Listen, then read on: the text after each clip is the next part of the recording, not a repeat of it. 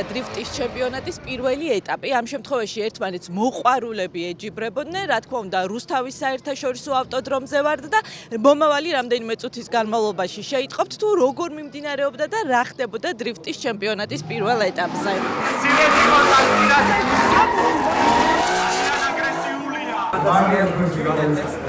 დაირღურება. ზეთი წყალი ყველაფერი გასდეს ახლა. რაღაც ცოტა ქაოსი გქონდა. კარგად შევიდა. ზეთი გაუვიდა. ერთოდ ვერ ვიგრძენი ეგ მომენტი. გიგი ტუღუში არის ორგანიზატორი შეჯიბრის და ეს არის რაღაცა სიახლე, ხო? ხო, გადავწყვიტეთ ამჯერად უკვე მოყვარულებს შევესიოთ და აქაც მთელი საქართველო ავიღოთ მოყვარულებს. ანუ ვიწყებთ რუსთავით, აღმოსავლეთ საქართველოთი და მერე მთელ დასავლეთ საქართველოში პოთი, ქუთაისის ცენტრი, ზუგდიდი და ბოლოს ფინალი გვექნება ბათუმში. ასე რომ მთელი მოყვარულები ვინც კი დრიფტის მოყვარული, ურჩევთ რაც შეიძლება უსაფრთხოდ და ესე გასართობით გავერთოთ ერთად.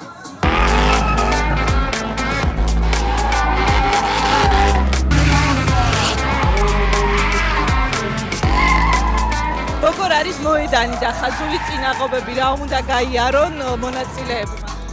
თავიდან არის რვიანი და ხედავთ ჩვენ ეკლიან ბურთს, რომელიც საკმაოდ წვეტიანია. ეხლა დავამატეთ მოგეხსენებათ ზებრასთან როგორ მეგობრობს ხალხი, ამიტომ დავამატეთ ზებრა, რომ ზებრაზე უნდა გავჩედეთ. თითო გადიან, ხო? თითო გადიან და ყოველ ეტაპზე, ეხლა ტოპ 16, ყოველ ტოპ 8-ზე რო გადავთ, თითო დაბრკოლება ემატებათ. პირველად მონაწილეობ დრიფტზე? კი, დრიფტის ჩემპიონატზე პირველი გამოცდილება მაქვს დღეს. რაღაც ცოტა ქაოსი გქონდა, მე მგონი მანქანას ხო არ აქვს პრობლემები. კი, ცოტა პრობლემა ქონდა მანქანაზე, ნუ ეგრეთ წოდებული ხელის მუხრუჭი არ იყო მწყობში. გამოვასწორეთ და ეხლა დაგვჭა ერთი გარბენი იმისთვის, რომ დავდოთ რეალურად შედეგი, ანუ ის რაც გვინდოდა.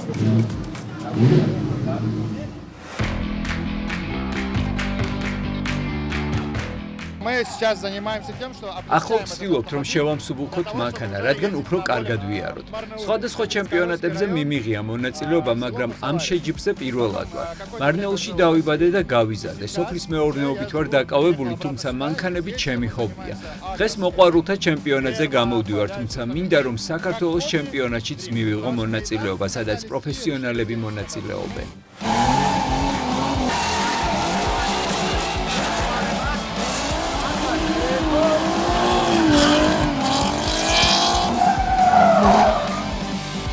ანუ პირველ გარბენზე რაღაცა პრობლემა ქონდა, ხო, ზეთი გაუვიდა. ერთოდ ვერ ვიგრძენი ეგ მომენტი სიმართლე რო გითხრა.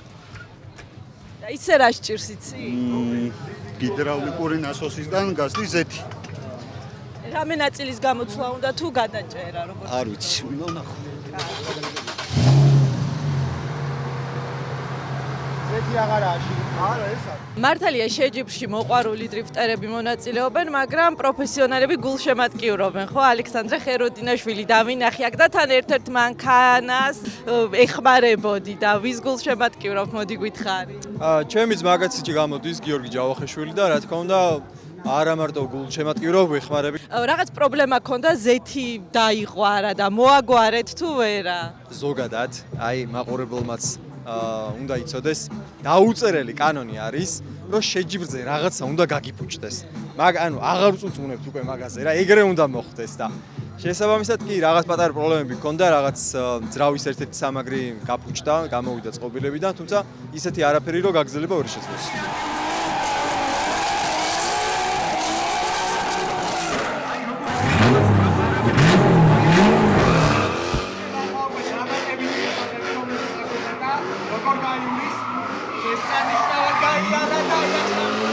რეკორდული ქულა. ყველი გავლა ცოტა რაღაცა არ მომეწონა, რა ვიცი, ცოტა გავაფუჭა ყველაფერი, მაგრამ მეორე გავლა რავი, რა ჩემო საუკეთესო გავაკეთე. მაყოფილი უნდა იყო. მეტი შეიძლება.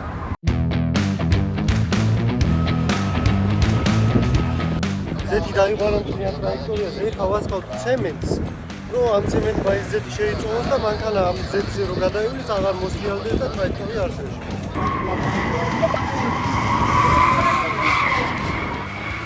ეხლა უნდა გავიგოთ ჟიურის წევრების მოსაზრება.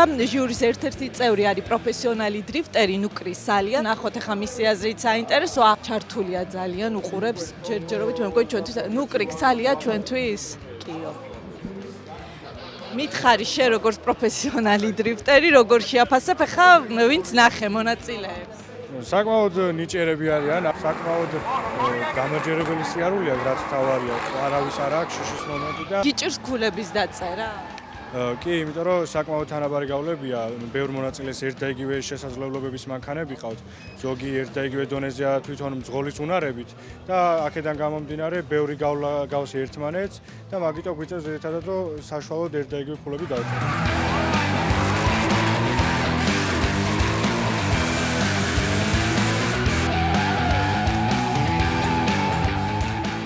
მოყვარულთა შორის დრიფტის ჩემპიონატის პირველი ეტაპი დაასრულდა. მეორე ეტაპი უკვე გაიმართება ივნისის ბოლოს ფოთში, ქალაქის ცენტრში. დღევანდელი შეჯიბრი კი ასე დასრულდა.